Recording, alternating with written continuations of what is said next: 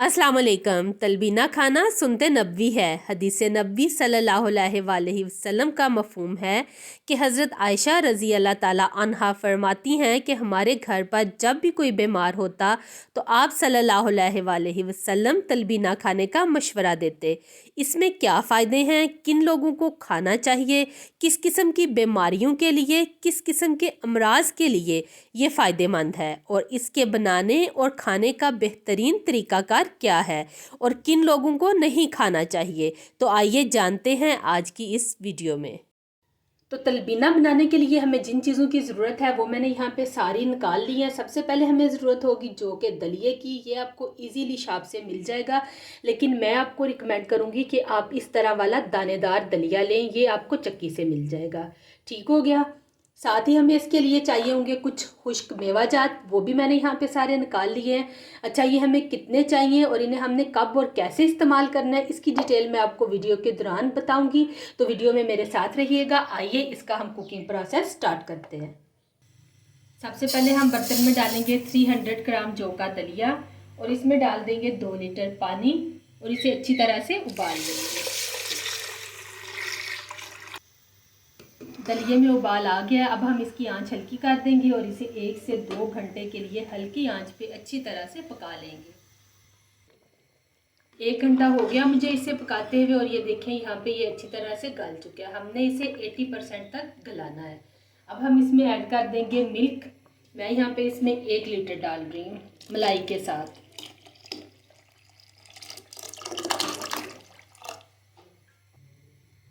Milk डालने के बाद अब हम इसमें मेवाजात डाल देंगे, जिसमें बादाम है 10 से 11 अदद, 8 से 9 पिस्ते हैं, अखरोट हैं 2, खजूरें हैं 8 से 10 और 1 मुट्ठी भर के किशमिश है। इन सब चीज़ों को मैंने बारीक काट लिया, ये इसमें डाल देंगे और इसको पकने के लिए रख देंगे इतनी देर तक कि ये तमाम चीज़ें अच्छी तरह से यकजान हो जाएं। ये नहीं प्यारा लग रहा आपको? ये देखिए ऐसे तलबीना नजर